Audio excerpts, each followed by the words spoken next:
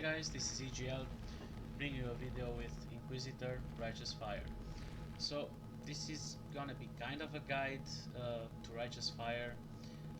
It's not gonna be very in-depth, it's just gonna be something to get you going, and that's pretty much it. So let's get started. First things first, leveling. So for leveling you have to select the Templar class, and you're gonna take the Inquisitor Ascendancy. So the first points you will take for leveling is gonna be Retribution. This is the first one you go to. You come to here, get Retribution, go to Amplify, and at first you don't really need this life node here. So instead of taking this, you can take this and this, and then you come down to Holy Domination, and then you can take Discipline and Training, and from here you come to Devotion, and from Devotion you're gonna start to come up here to Divine Judgment. So this node is very powerful. It's like 50% elemental damage. Also you get some elemental damage here and here, so it's gonna increase your damage, thus increasing your leveling speed, and it's gonna make it easier to level. So also here you will take your first mastery.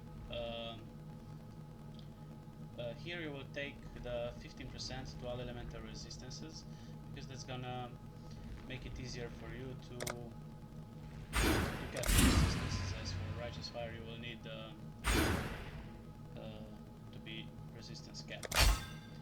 Alright, so you take the mastery. After that you are going to come down and take Party, and this is the most important cluster for Righteous Fire, because it gives you a lot of health regeneration, and this is what makes possible to spec into Righteous Fire early. So the second mastery you're gonna take for leveling is gonna be Vitality. 100% mana reservation efficiency for Vitality, and then you're gonna come down here to Barbarism and take regenerate 2% of life while moving, because of course as you play Righteous Fire you will be moving pretty much all the time. Alright, after that you're gonna go up again, up here, and you're gonna take the fire nodes, fire damage over time multiplier, and some fire resistance, very much needed resistance to cap your fire resistance. And from here you'll come up here to take Acrimony. Now this is very strong, a lot of damage over time multiplier. It's one of the best sources of damage for Righteous Fire, and the mastery here is also very nice. It's 10% less damage taken from damage over time, so that's from poison, and most importantly even bleed, but most importantly for Righteous Fire, so you just take 10% less damage from Righteous Fire. And from here you come down and take Explosive Impact. This will give you nice AoE, like 20% increased AoE, 38% fire damage, pretty nice. From there you come up here to Breath of Flames, again a lot of fire damage and fire damage over time multiplier, and you come down here and get Cruel Preparation. Of course, before everything, like after you take these nodes here, these ones and these ones kind of, then you're gonna make your first lab, and on first lab the first points you will take is Sanctuary. Now this is not such a big deal, you know, you get some life regeneration, some elemental damage, and you will get Consecrated Ground when you're stationary, but you're not gonna stay in place for very long, so it's nothing too special. But after you get your second lab, right around like level 55 if you're league starting, if not you can make it faster, like level 40, 45. Then you're consecrated ground is gonna come and follow you basically for 4 seconds. So this is gonna be up 100% of the time.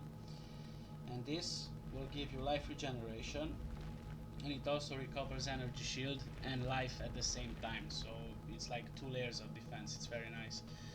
Also, where you are in consecrated ground, you have reduced effect of curses on you, and this also gives you like 50% increased effect of consecrated ground, so that's gonna be even more curse effect reduction. And you also get some curse effect reduction from the passive tree. That is here, Sanctum of Thought. You get 20% here. So basically, you have 50%. Out of that 50%, you get 50% effect. That's like 75%. And with this, you have 95% effect of curses. That's pretty nice. All right. So after you've taken these clusters over here, you're gonna come down. You're gonna come down here and take this cluster over here, which is very nice. You get some elemental resistances. You get maximum fire res, which is very important for righteous fire sustain damage. Also 2% to all max elemental resistances. Very nice. And very nice over here, it's corrupted blood cannot be inflicted on you. So basically, I leveled up characters many times and I didn't die basically to anything but corrupted blood. So corrupted blood killed me all the time pretty much. But you can get that here now just for a mastery point. So that's also very nice. Alright. So for passive tree, that's pretty much it. Oh yeah, I forgot the third lab. In the third lab, you're gonna get Augury of Patience. Augury? I don't know how that is pronounced. Anyway, this is very nice. It gives you 60% elemental damage for nearby enemies, and nearby enemies deal 8% less elemental damage. So it's a very nice offensive and defensive passive. Alright. And that's gonna be very nice with the Pantheons, you know. You have, when you capture Herald of Thunder, you're gonna get 6% reduced elemental damage taken if you've been hit recently, which you're pretty much hit recently all the time, so this is gonna be also up all the time. For leveling, of course, you're gonna take Soul of Arakali. This is very nice. It gives you 10% reduced damage taken from damage over time. And the small ones, it doesn't really matter what you take whatever you want. This with the duration of Ignite, it doesn't matter because we're gonna be ailment immune. We're gonna talk about that in a second. So here is basically just do whatever you feel like, it doesn't really matter. Alright, so for the gear, for leveling, I got very lucky. I got 2 of these Kikazaru rings, like until level 20 I got 2 of them, so I was very lucky. And I could switch to Righteous Fire right around that level 40, level 39, 40, I don't know, in League Start, so that's pretty nice. So you're gonna need 2 of these to sustain Righteous Fire damage. If you're not in League Start, it's gonna be very easy. You're gonna take 2 Kikazaru rings, 1 Shaper Seed Amulet. This is a level 16 amulet. It gives you like 4% life regenerated per second just for this amulet.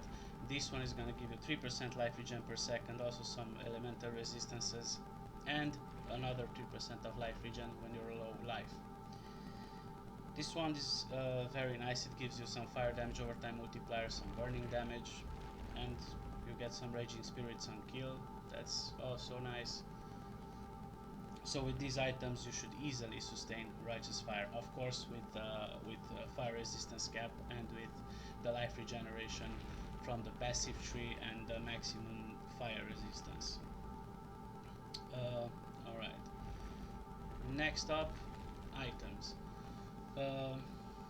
For leveling, what you need is to be resistance capped to get some life regeneration.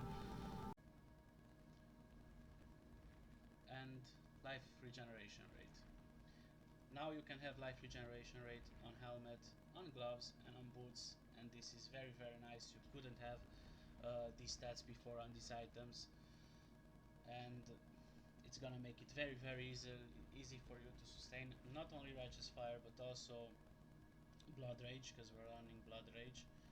You can sustain Blood Rage with it, Righteous Fire. Also, if you get poisoned and bleeding, you can still regenerate life very comfortable. So after you have like level 60, if you can afford it, you can buy an ambush charge. For example, I bought this for like 50 chaos. It has very good rolls. It has a nice amount of armor and energy shield. It was also 6 linked. Now it's even cheaper, I think, like 40 chaos. And you also get 2% life regen per second if you've been hit recently, which you are all the time. So it's a very nice body armor for leveling.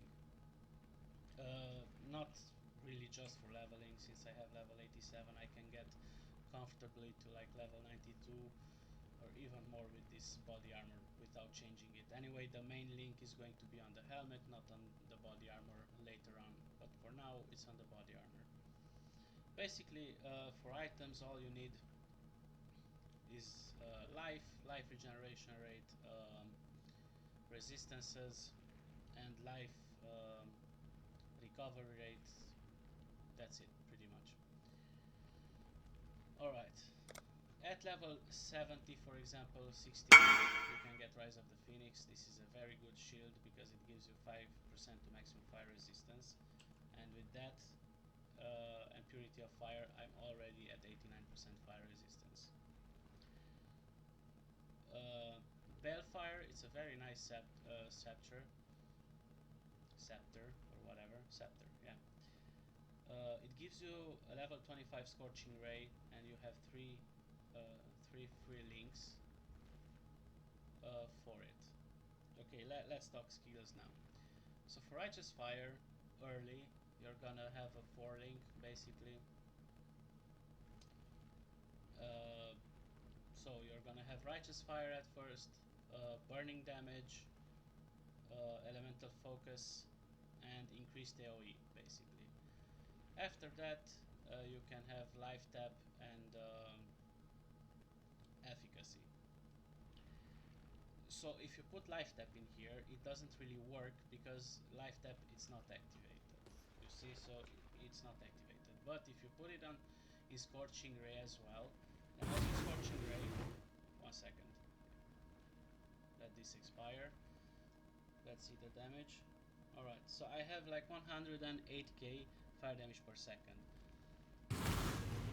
With life tap, I have 128k damage because I get life tap from Scorching Ray, and since it is in this link as well, it doesn't matter because I get life tap and I get the more damage while you have life tap.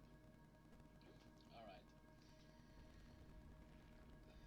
Yeah, I forgot to mention, for leveling, it's very important for the first auras or buffs to take Vitality, Purity of Fire, and as you go on, you get Purity of Elements. To get all these, you will have to get Sovereignty, and this will over here. Oh, let me change back this because I don't need the elemental resistances. Right. And after you get this, you can have all these 3 auras.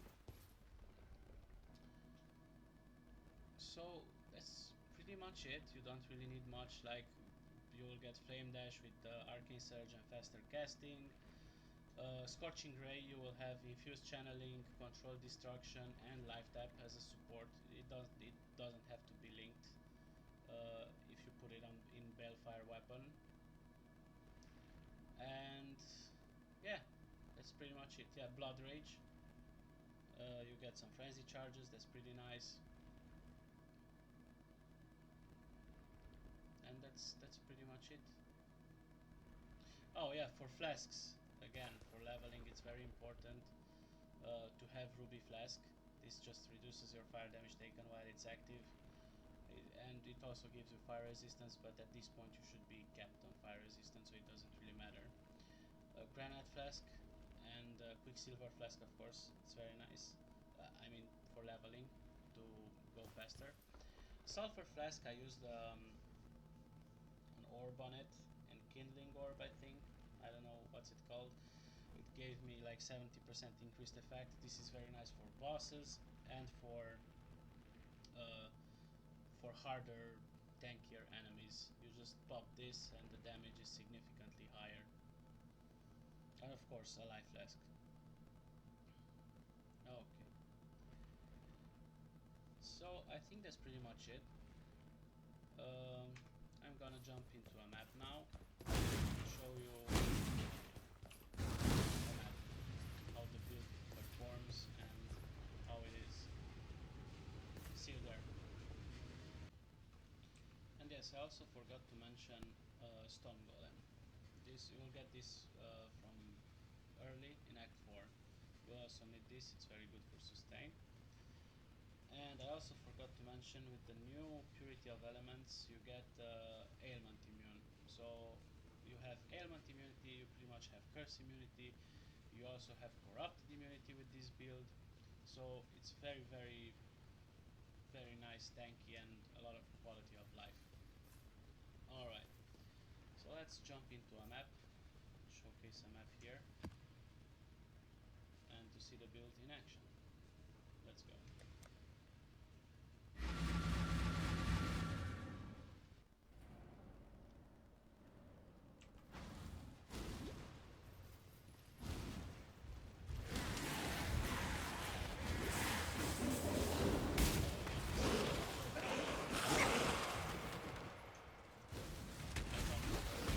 The corrupt shall fall.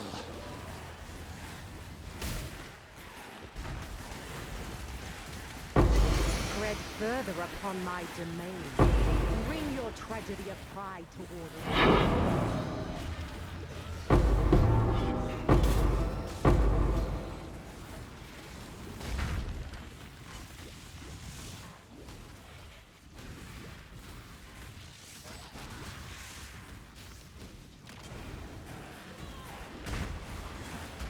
I must have time to gather my will.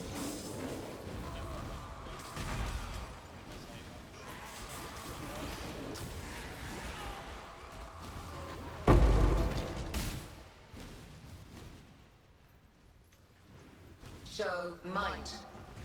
Atrophy. So the single target is not easy. Double. Great pleasure. Alright. So that's pretty much it. In mapping, I also built at Siri, the Atlas. So the build overall, it's very smooth. It exceeded my expectation for mapping as well as leveling. Better yet, for leveling as well as mapping. So yeah, sorry if this video is all over the place. I'm new to this, I'm learning, so it's gonna get better with time. So bear with me, guys. Thank you, and thanks for watching, and have a nice day. Also, if you like this video, consider a thumbs up and subscribe if you want. Thank you. Peace.